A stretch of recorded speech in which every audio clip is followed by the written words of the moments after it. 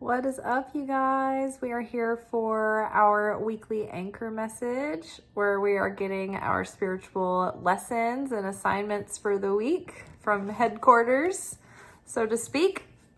And from the Wild Unknown Archetypes deck, we've got Agape, followed by the Vow,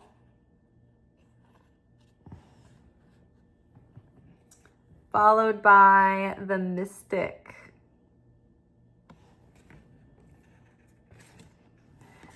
underneath Agape, we have the Hierophant.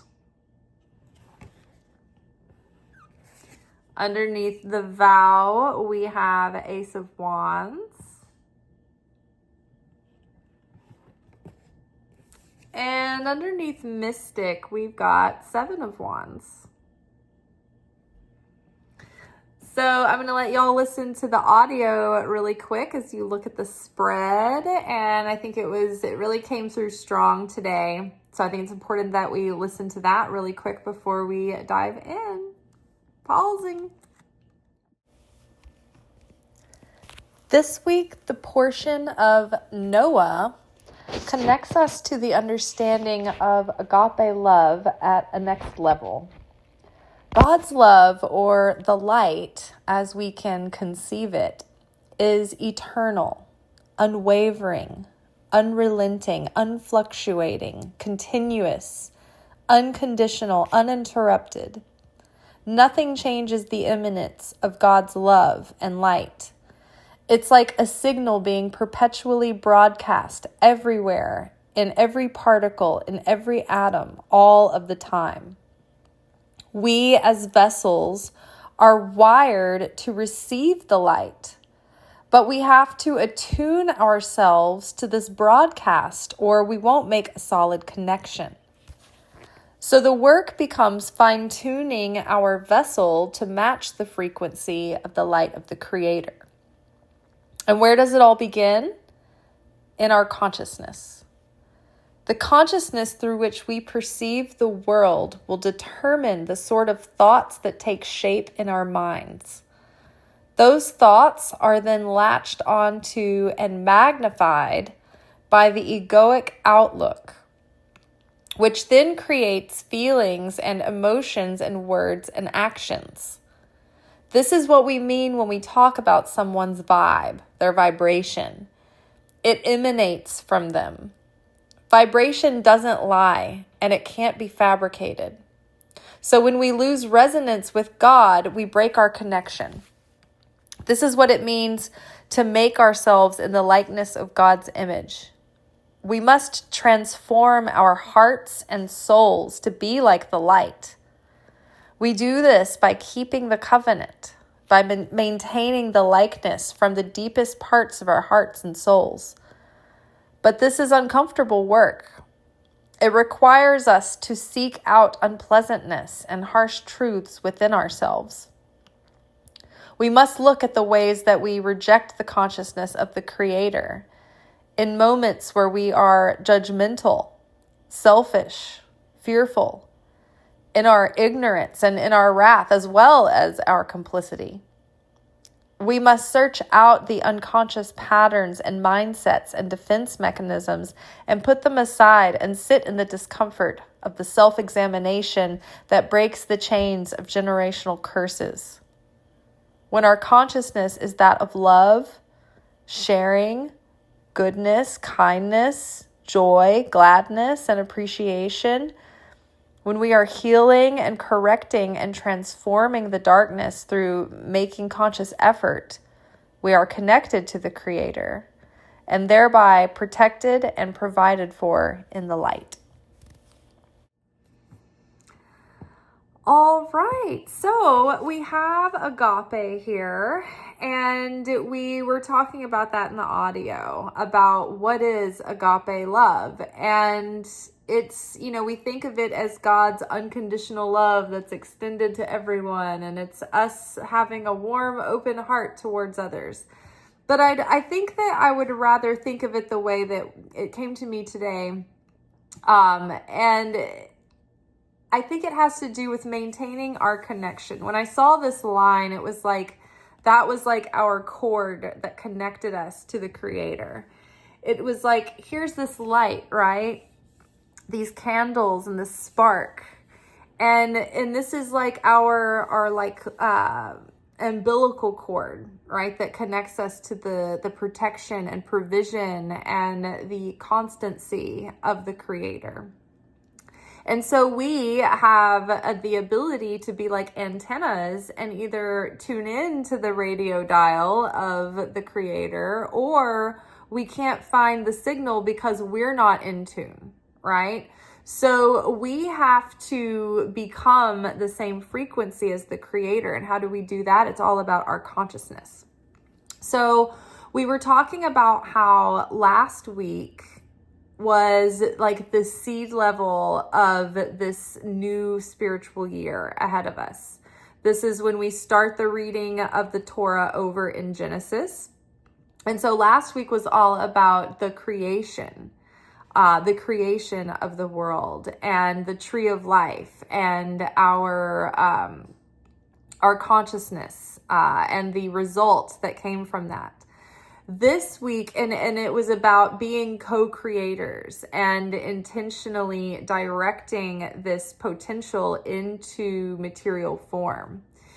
This week, we have moved into the portion of Noah. And so Noah, there's many deep secrets in Noah, but some of the bullet points, the highlights here, are that Noah had to push himself out of his comfort zone, right?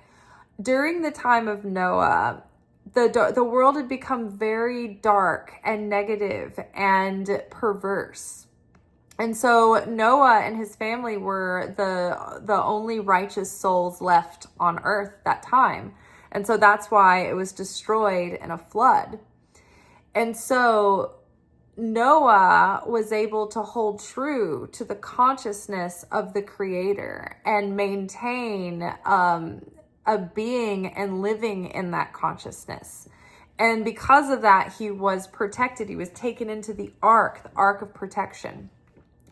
But in order to do that, even Noah had to stretch outside of his comfort zone, even in an environment where everybody else was, on like coming from the contrary to Noah. Noah would have been like the pariah, the purple sheep, who everybody probably mocked and scorned. It was like, what are you doing, right? Why don't you just, join us, do what we're doing? But no, Noah's going his own way. Noah has to discern for himself because there is no, sometimes I know there are other people that watch this channel that have their own healing stuff that they do and their own channels and things. And it's like, I know if you feel like me at any point, sometimes it feels like being the healer, it makes you feel like the weird one, the one that's like nobody quite like people in your family, like not everybody in everybody's families are like also like them, right? So we're the oddballs and people dismiss us or they think we're weird, they misunderstand us, right? Well, I think that's what Noah was going through, right? And he was trying to keep his family righteous too and try to, maintain the purity of their faith.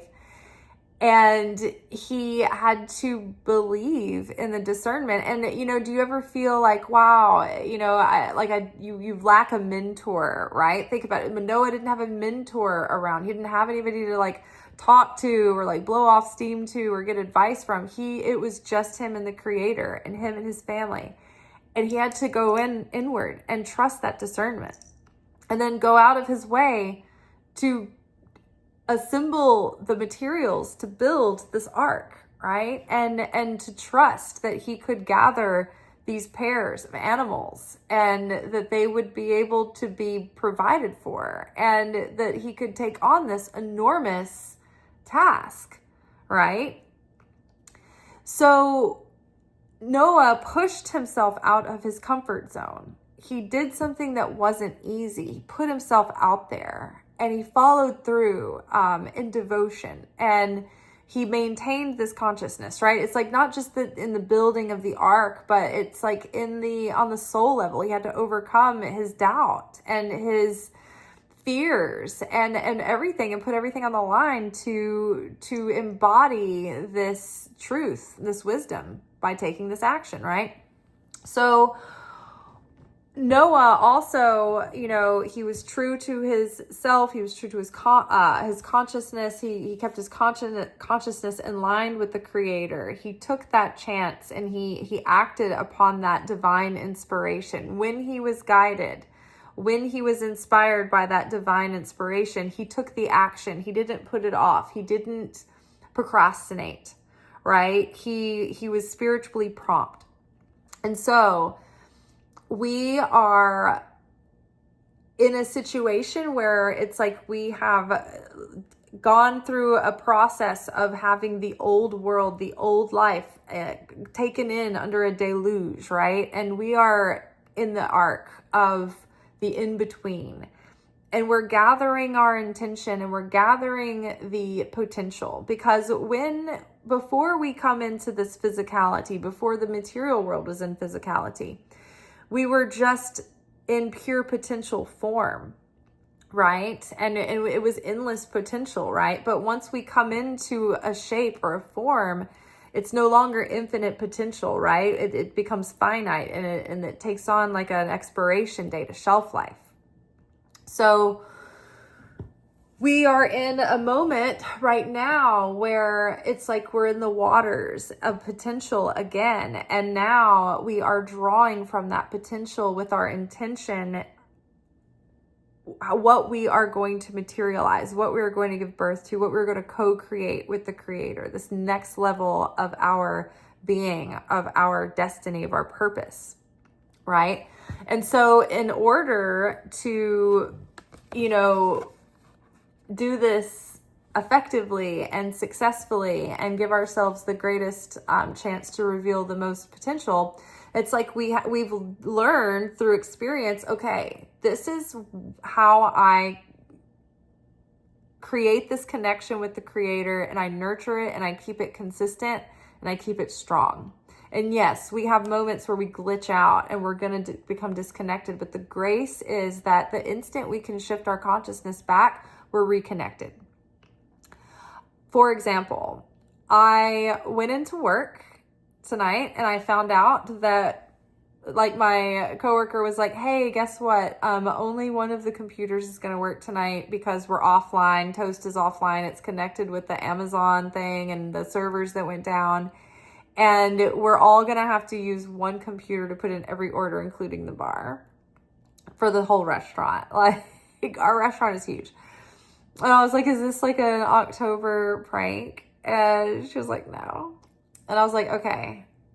I was like, this is going to suck. But this week, the intensity is going to be turned up. We've got the new moon of Scorpio tomorrow. It's called the bitter Scorpio moon too. So it's like this intensity is turned up so that we have this potential to take this raw manifestation, this raw sort of creation material in its chaotic, unmanifest, unshapen form, and take something and make something with it. But in order to do that, we have to face these dragons. We have to face these difficulties, these uncomfortable challenges this week. And when we're tempted to go into the old consciousness and react from the flesh and react to negativity and selfishness and, tiredness and complaining, instead we stop and we adopt a different mindset completely. It's not that we stop and restrict and we stuff it down and we just bootstrap on and do it anyway. We literally stop and try to change the way that we think of what we're doing, right? I had somebody that needs me to dog sit coming up this weekend. And I've got to be honest, I was already exhausted and tired. And I was just saying to myself, please don't let anyone ask me for anything. This week, I'm so raw and tired. And then I have to do this. And it's like, I knew I needed to say yes, but I wasn't feeling it yet. It wasn't yes vibrationally. And I knew I was having a bad attitude about it because I was so tired, and I was like, I wanted to throw a fit, right? And I was like, okay, I can either throw a fit,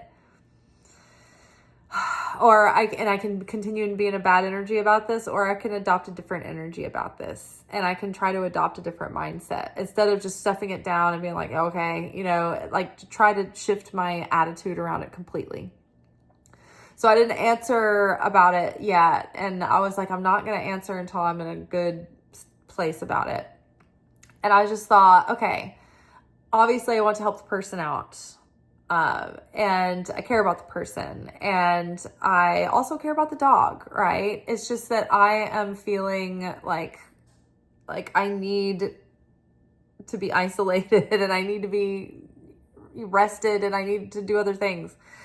So I'm feeling like a caged animal, like fighting like for my life. But at the same time, I need to like just chill and get perspective, right?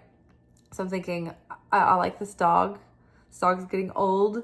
I want the dog to be comfortable. I want the dog, to be quality time with this dog. And I just started thinking of it that way. And before I knew it, I was like, yeah, it's like, why wouldn't I it's not going to be that big of a deal. I'll get through it. I will survive. Right. And so I was able to shift not just my reaction and react the right way, but I had to adjust my vibration from the inside so that it was authentic. Does that make sense? So that not only did my action on the outside manifest correctly, but the inside vibration would match. It would have resonance, right? So we are learning through our experience how to maintain and establish this connection, this protective connection with the Creator, and how to maintain that and keep it strong. And when we break it, how to repair it quickly and just shift our consciousness back, right? And then that puts us into protection. So, this thing happened with the dog earlier in the day. And I went into work, and this thing happened with the server crashing. And I didn't know this was like a global upset, right? Like this interrupted, like not just our restaurant, but like almost all the restaurants in the world are like shifting to this toast system, which is like, I'm against. All of it is like woven in to like, I think it has something to do with Amazon. It's like everything being so connected with everything else. It's like if one thing goes wrong, then everything goes wrong. Like, why don't we hedge our bets anymore? Like, everything is just like, everybody's like, well, everybody's getting on toast. Toast is horrible. It's so intricate. It's so cumbersome. I hate it. For some reason, everybody's getting on it. Get on it. Get on it. Like, on this channel, we think for ourselves. And we don't just, this is what happens when everybody's on the same system. Sorry, my foot is asleep, so I had to adjust. So I go in and I'm like, great, this is good. This literally is like beyond what my nervous system can handle tonight. Just thinking about the panic stricken levels that we're all going to be in. I was like, all right, you know what? We're going to roll with the punches. This is one of the challenges that's coming from this week. And if I can change the way that I react and meet this situation, and if I can slay this dragon, then maybe I don't have to keep going through other things, right? Maybe it gets us like the talisman to graduate to the next level and either receive something or graduate from having to repeat something, right?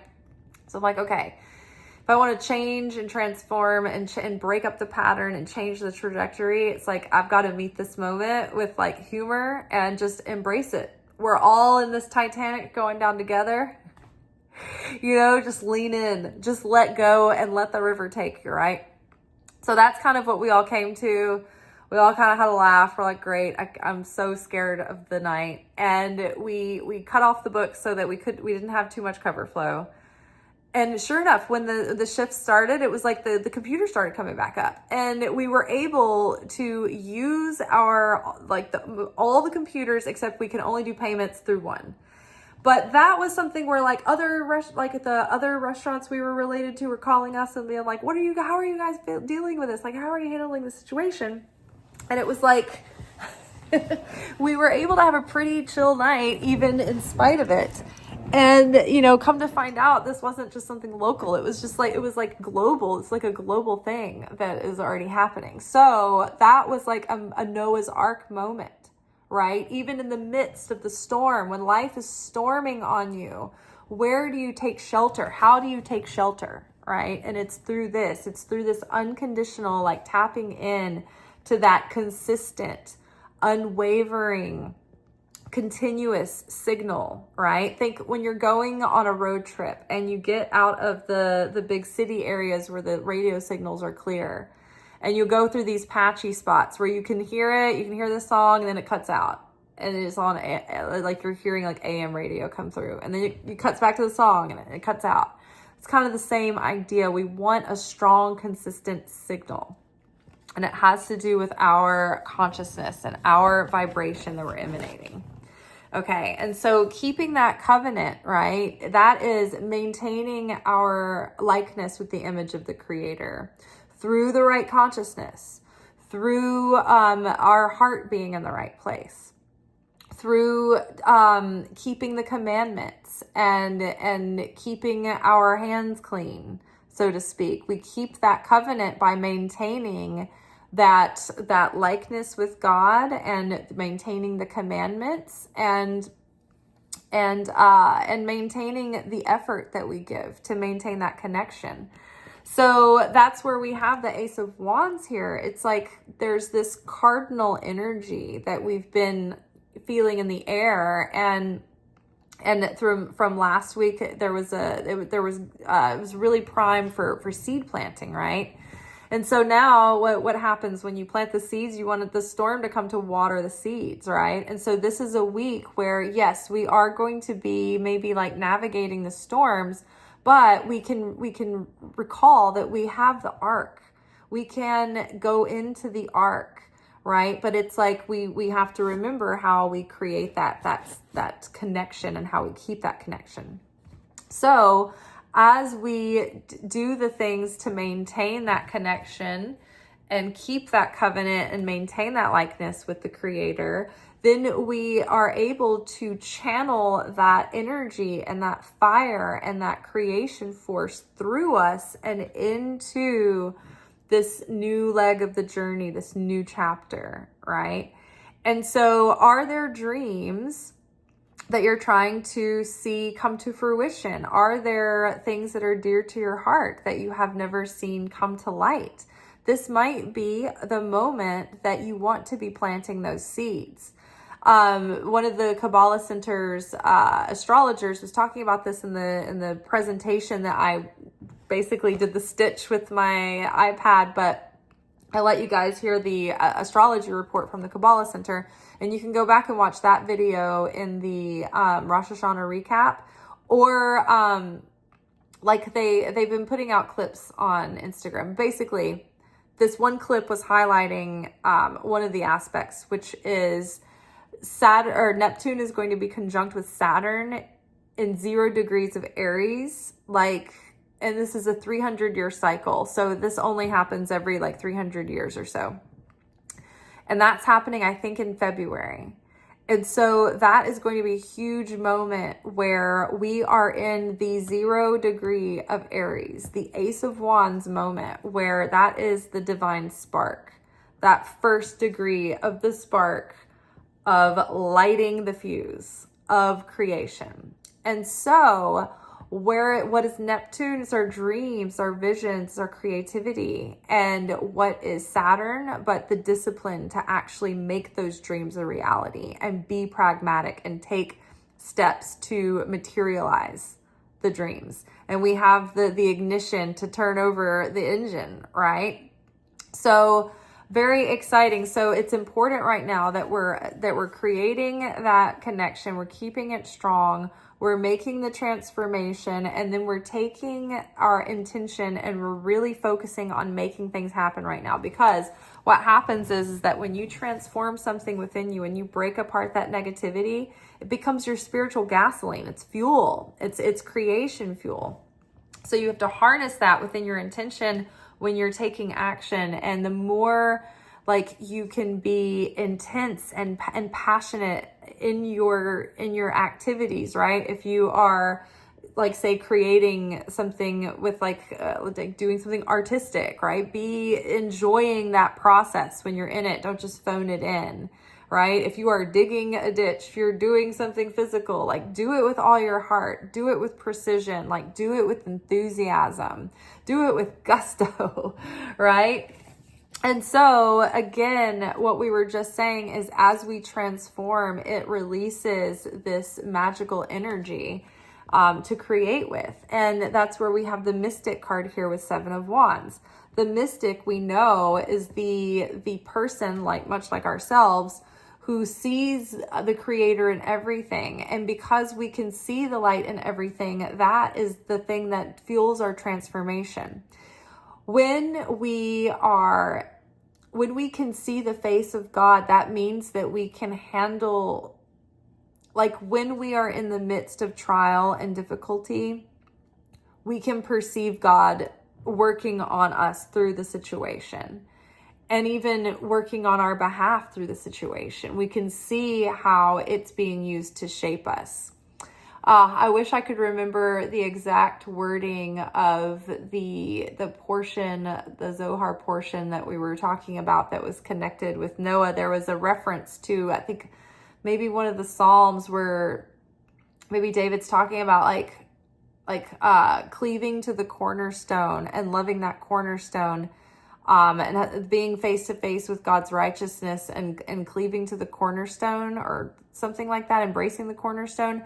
And it was like that particular cornerstone was rejected by the masses, by the establishment, but it was taken on by the person who could see the face of the creator, and they held that cornerstone close. And it was basically, people reject when things are difficult. They don't want to deal with it. They don't want to go there. They want to avoid. They want to numb out. Ignorance is bliss, right? But the cornerstone, holding on to that cornerstone, is like, you embrace the process. We are the mystic. We embrace the process. We are here to break the chains of the generations and the generational curses of the family and the generations that came before us, right? We are the Death Eaters that can see the wound and devour that wound and digest it and process it. And create new things through that. So the 7 of Wands is about pushing through our perceived limitations, being able and equipped to handle and persevere, overcoming our patterns, breaking these limiting beliefs and these limitations that we've put on ourselves, disrupting these patterns, having breakthroughs with these unconscious beliefs and unconscious projections, right? That keep us stuck going through loops and loops and loops and having to go through these same lessons over and over and over again. So it's like, now we're breaking these chains. We're interrupting the pattern. We're breaking the pattern. We're actually having real healing and true transformation. And we are interjecting all of that power into the new thing that we're creating, right? And this new version of self that we're expanding into. Remember, we had the growth card come up last night in our weekly energy oracle forecast. And all of this also ties in really beautifully with our Secret Teachings of Jesus episode from Saturday night. The Gospel of Mary portion, the Savior bids his farewell. It was really, really, really great episode. Very significant and key episode for the times that we're in, and even this exact week. So, all right. Well, that is all for tonight, you guys. I will see y'all tomorrow for our weekly manifestation oracle message. No, actually, tomorrow is the new moon in Scorpio. So more than likely, we will be doing our, I will make our workshop tomorrow. All right. I'll see y'all then. Ciao.